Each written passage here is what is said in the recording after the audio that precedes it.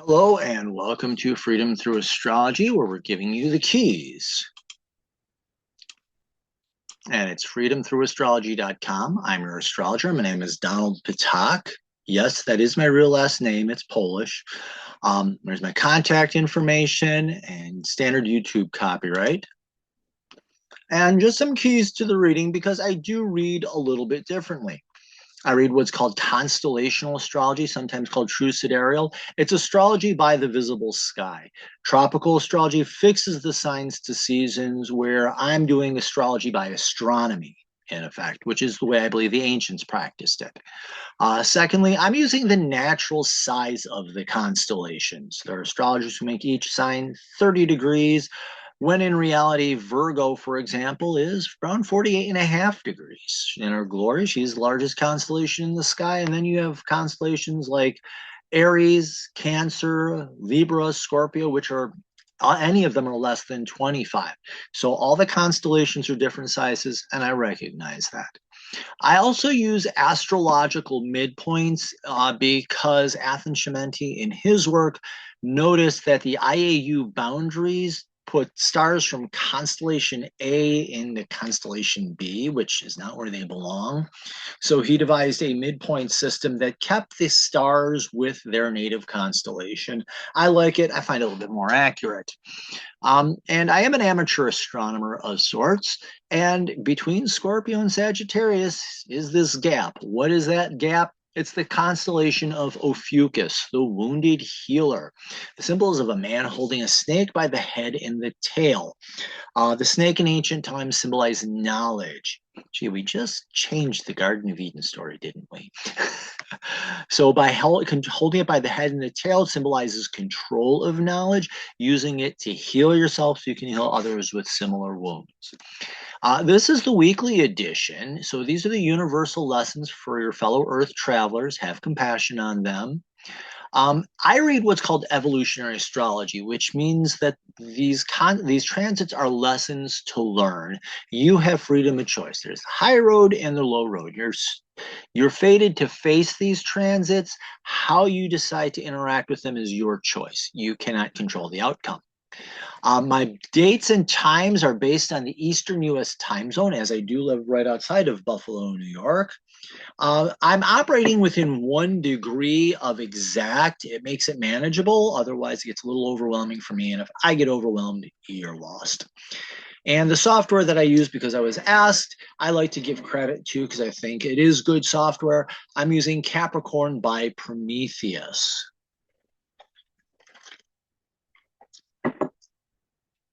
And I apologize for this late reading, but I had a brutal migraine on Saturday, and that's usually when I organize everything. So I'm still just getting over it.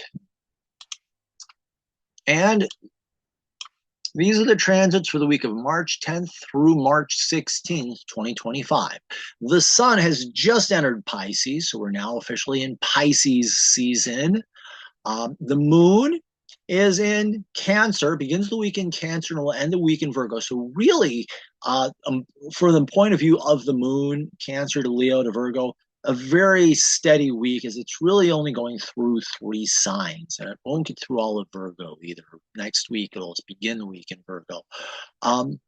So it's a steady week, so to speak. And we do have the full moon in Virgo, and it will be a lunar eclipse on top of that. So that we get an eclipse when the sun and the moon are conjunct the north and south node, respectively. So, excuse me. So that's what we're dealing with here, is the lunar eclipse in Virgo this week. So if you happen to stay up late enough at night, you'll be able to see the beginning of it, and get up early enough, you'll see the end of it. Active planets this week, really the big active planet is the sun, your core identity. Your core identity will be facing many lessons, which, hey, it's life. Secondly, on a minor note, it will be Mercury.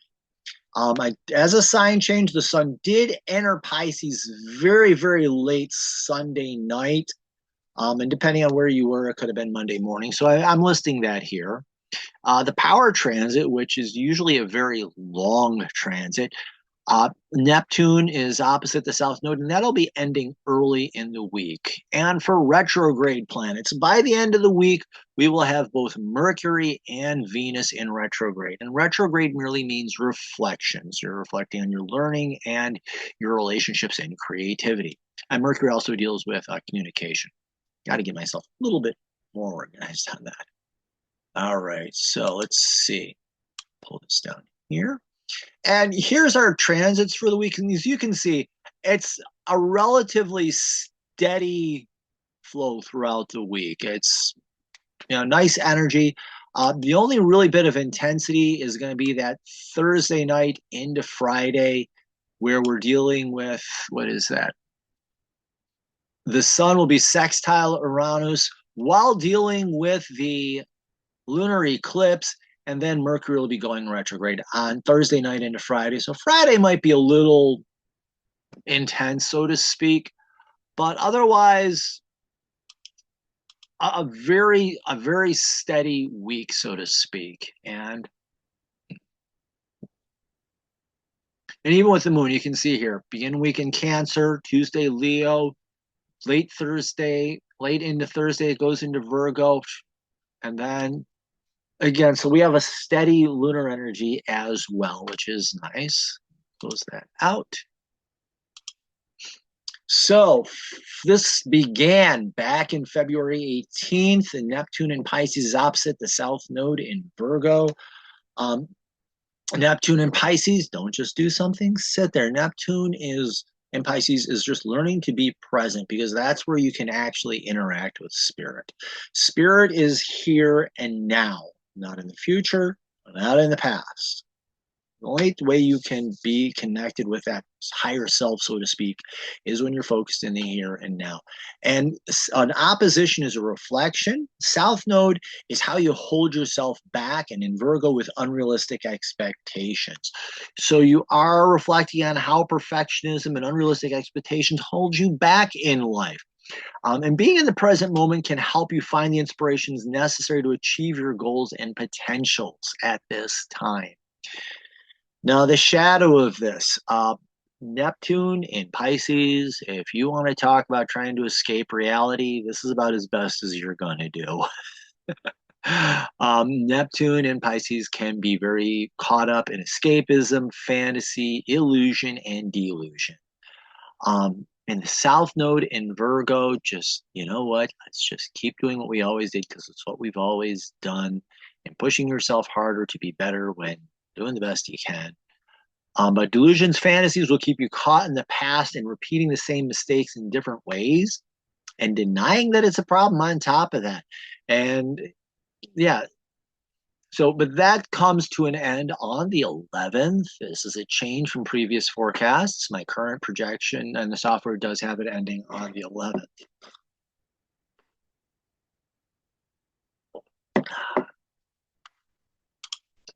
And from Sunday, Sunday, we do have the moon in Cancer. The moon, your emotional self, your soul, etc. If you want to call it Cancer, self-care, self-nurturing. So learning to be gentle with yourself, especially your emotional self.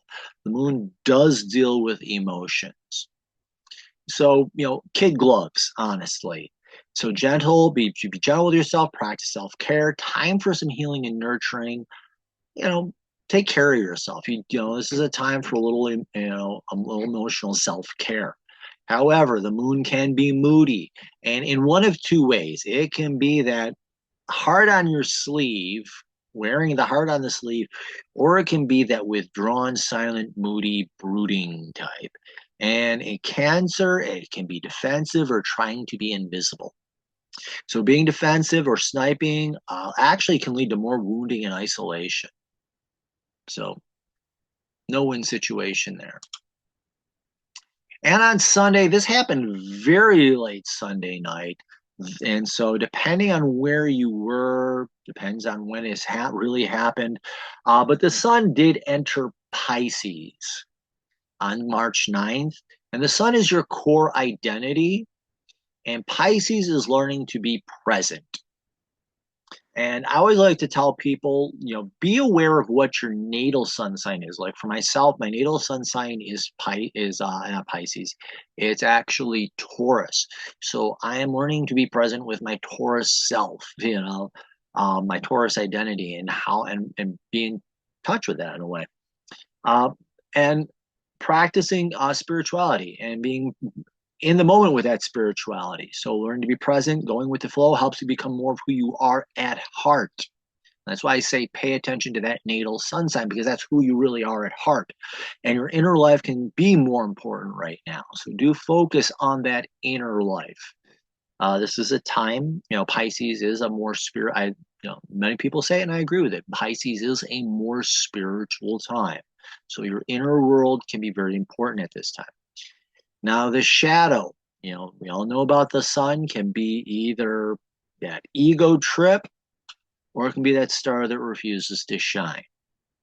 And in Pisces, illusion, delusion, denial. Yeah. And so falling into illusion or fantasy can lead you being someone that you are not. And denying denying what your true identity is leads you to living a lie. So, whether it's the over the top ego or you're trying to hide it away, you're living a lie here with the sun in Pisces if you choose to live in your shadows. And on Monday, now the new week, so Monday, Mercury is conjunct Venus retrograde in Pisces. So Mercury is forward moving, Venus is moving backwards, or that's the way it just looks in the sky.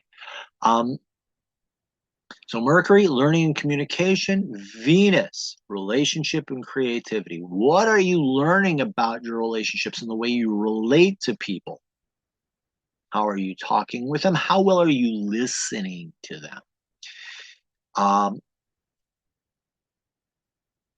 Yeah, because Venus really is the trigger planet here. Not Venus, Mercury is really the trigger planet. So we're really focusing on how you're working with others. How well are you communicating? How well are you listening? How well are you paying attention to your creative self? Because I myself, I catch myself reminding myself on this. Mercury, not Mercury, Venus always does deal with relationships. It also deals with that creativity. You can also say, how do you have fun? Because you want to know how you play, look to the Venus.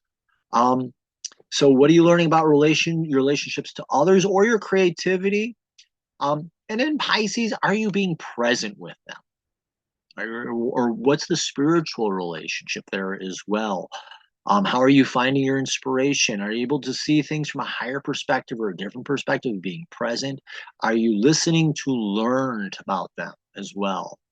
I think that's like the neglected skill, kind of. We always are listening to answer when really the skill, and I've read this in so many books, is listening to understand. And the shadow here, well, Mercury can be either the know-it-all or can't learn it all. Yeah, out of control mind that's just going 90 miles an hour. Venus can be slick, manipulative, lazy. Pisces, illusion and delusion. So being unfocused, distracted keeps you from learning and communicating with others. And trying to manipulate others with your words ruins relationships fast. So let's see.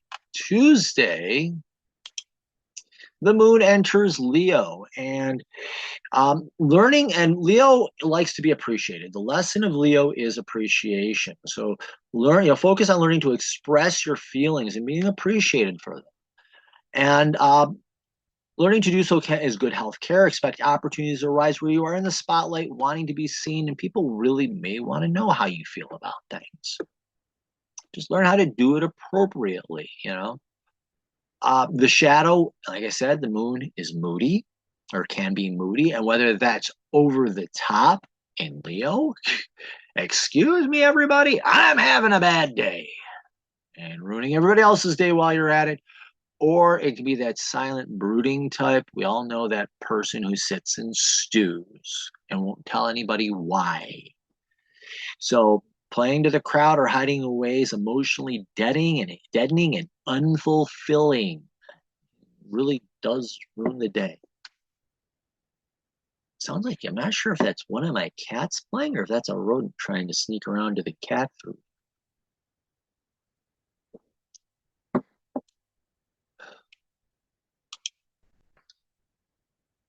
And, with all these cats, I have mice trying to sneak into the house. Go figure. Okay, and also on Tuesday, we have the Sun conjunct Saturn in Pisces. The Sun is going to be conjunct a lot. Okay, that is a cat. The Sun is going to be conjunct a lot of planets this week and next week, possibly the week after as well, as it traverses through Pisces. Well, that's right. My friend's daughter's birthday is this month. Okay. Random memories. Okay, Sun conjunct Pisces. So the Sun is your core identity. Saturn is the call to maturity. And Pisces is being present, seeing life from a higher perspective. So you're being called to become more mature and being able to see things from higher or different perspectives and gain those higher and better insights. My notes say focus on spiritual maturity. Self-discipline can help you grow and develop skills to help you to achieve a dream or achieve a goal. I think that's really important here. Saturn likes to achieve and become something, and the ego, the core identity, being doing something useful or productive, always nice. Now the shadow here, and we did talk the Sun being overconfident or trying to hide away, and Saturn can be either a control freak or why bother trying. And in Pisces, you're falling for the illusion or the delusion. So blinding yourself to truths leads you to self-created errors and mistakes, misguided messes. And this can result in despair, self-pity, other acts of futility, leave you living in a dead-end fantasy. Yeah. Ick. And Wednesday, we do have the transits going on, but no new transits. So you do get a chance to take a break, take a breath. Remember to exhale, repeat. I don't believe that I don't understand why I have to say remember to exhale and repeat, but putting it in there. And Thursday is where things start to pick up and get a little energetic. Thursday into Friday, these are going to be the power days of the week. Thursday, we have the Sun in Pisces in a sextile to Uranus or however you want to pronounce it, in Taurus. And a sextile is an excitement or an interest. Now, this is a waning sextile, which is a time of release. So you're becoming aware of things that you can release that are so that you can become more authentic and become more at peace with your authentic self. So your identity, your core identity is seeing who you really are so that you can release who you are not and find more peace in becoming your authentic self. I'm going to leave it at that. I'm not even going to bother reading the notes. I think that says it best. Now, of course, the shadow here, you have the ego and Pisces falling for a lie. And Uranus is the shadow of Uranus, you're not being who you really are. You're either acting out to get a reaction or you're selling out to fit in. And the ego is falling for a lie here and living in an illusion, thinking that it either has to act out to get noticed or act out to be somebody, or it has to sell itself out to try to fit in. And that is unfulfilling. So my notes here say falling into a false identity is a fantasy that leads to loss of individuality and a desire to escape, and also lead to playing the victim and losing yourself, losing your core identity. So not something you want to do. Late on Thursday, the moon enters Virgo. And again, your emotional self in Virgo, self-improvement, getting better at self-expression, becoming more emotionally skilled, I think is the best way to say the moon working through Virgo. So it's time to learn more about self-care, the care of the soul, and opportunities to learn and take care and be responsible for your emotional self. So emotional self-care. Oh, I know what she wants. Well, when I get done, I'll turn the water. I'll explain at the end. Okay. So this is learning emotional self-care. Now the shadow, moon being moody, and whether this is over the top or just that quiet, moody, broody self. And in Virgo is pushing for perfection and unrealistic expectations. So it's being overly critical and worrying about everything, and can lead to bitterness and feeling crushed. So this can really this transit, if you fall into the shadow, can be very crushing. And Kit, if you know cats, they like to drink water from flowing sources. And if I have the water faucet running, Kit always runs up to it because she wants to drink from it before I turn it off. So that's your Kit commercial. Kit was waiting for me to turn on the water. And here we go with the full moon eclipse in Virgo. And we get the eclipse from the conjunction of the nodes to the sun and the moon. So we're having this eclipse now, and 6 months from now, it means we'll have another one of some sort. But what we have here, okay, the moon conjunct the south node. Emotionally, you're becoming aware of how unrealistic expectations are holding you back. Then the sun, your identity, is becoming aware of the north node is an evolutionary intention or purpose for your life. So you're becoming aware and seeing that from a higher perspective, and then seeing how emotionally you could be holding yourself back from achieving that. So to me, this is a time of reflection. When I'm looking at this, this oppositions can be a time of balance or it can be a time of reflection. And in this situation, you want to be aware of how you hold yourself down and back emotionally, but it's important to be aware of your higher purpose in life and how you hold yourself back from achieving that purpose. So to me, that's the more important lesson. We can see a whole lot of other stuff going on with this. Wow. The more I look at this, like, do I want to do a whole separate reading? Yeah, okay.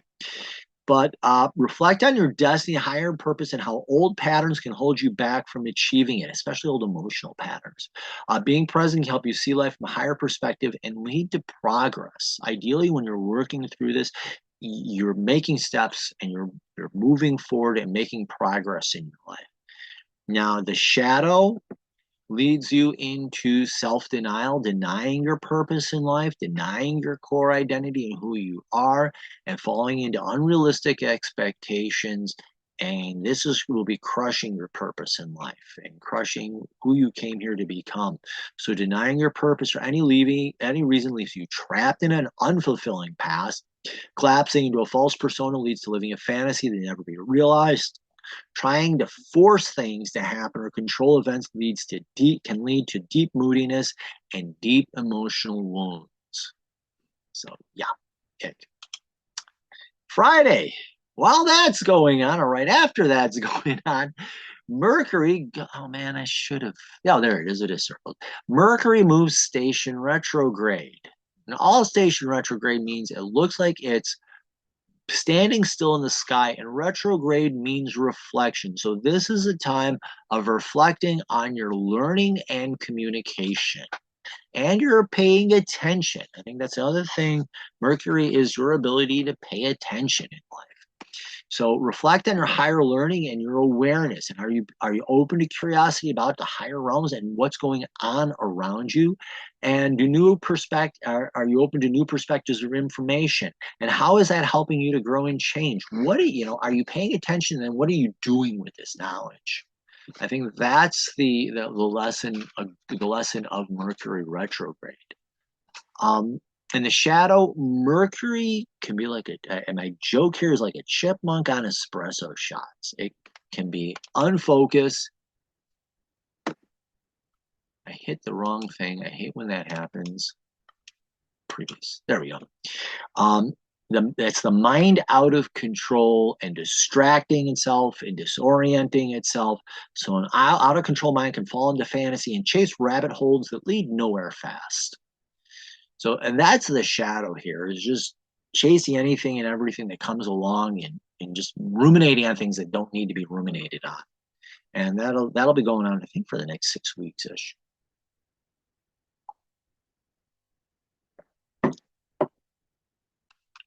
And Saturday, you got transits working on. So you do get work on the transits that are happening. Take a breath. Remember to exhale, repeat. And then on Sunday, the sun is conjunct the North Node in Pisces. The sun, your core identity, and the North Node is an evolutionary intention for this lifetime. So with both of these, it's good to know what they are in their natal chart. Where is your natal sun? Be aware of those lessons, and how seeing them from a higher perspective helps you understand them. And then the North Node is your evolutionary intention for this lifetime. Where is that in your natal chart? How is seeing that from a higher perspective helping you to learn that? So these two coming together, you're able to see a higher perspective or a different perspective on who you really are and who you came here to become. Oops. Hate it when that happens. There we go. So it's time to focus on the higher purpose of your life and the ultimate goal to achieve. Be willing to see it from higher and different perspectives, and this can help you build an accurate self-image based on higher truths. So if you leave this transit understanding who you came here to become and how your core identity is good for your core identity to change so that you can become that purpose, that's the ideal outcome. However, we have the shadow, we have the sun, the ego, either burning too bright or not shining at all, that dark star that wants to hide away, and the North Node will be ignorant of its purpose. And in Pisces, it's denying the true self. It's you denying who you really are for whatever reason. So falling into self-delusion leads to ignorance of your higher purpose, or maybe even belief that it's been achieved, or maybe it can't be, so why bother trying? So you're losing out in this transit, the shadow, you're losing out on the higher purpose of your life and who you came here to become. So that's the week in a nutshell. I was dealing with a migraine on Saturday. Like I said, it was really bad, and I wouldn't have wished that on my worst enemy, and it did take me a bit through Sunday to get through things. So I do apologize for this being late, but do follow me on Facebook, Instagram, on YouTube. Those three get a lot of money for your data. Digital Soul Space is digital. It's a website, a social media site that your privacy is first, and protecting your data is very important. And it's about all different spiritual modalities. So it's astrology, but if you're into crystals or tarot or oracle decks or angels or different faith systems and belief systems, it's a good place to go check out. And great place. I meet some incredible people there. And where these sites here are making billions off of you. Your data is yours. It's really a great place to hang out. I've got some really nice people that I talked to on that. Site reminder, readings and packages. Okay, let me get to here. And I'm just going to try to get through this quick because I forgot to click on that. So on the main page is where you can find the readings. And my core readings are the birth chart and the past life or karmic reading. Those two, they help you understand who you came here to become, and the karmic reading, whether it's the past life or the karma that you came here to heal, the lesson you came here to learn. Very powerful readings. Second set of keys are the different horoscopes, whether it's yearly, quarterly, which is 3 months, or monthly. I like to do those new moon to new moon, but it can be the first month, the last of the month. And the yearly can start whenever and go for a month late and go for a year afterwards, depending on when you start your year.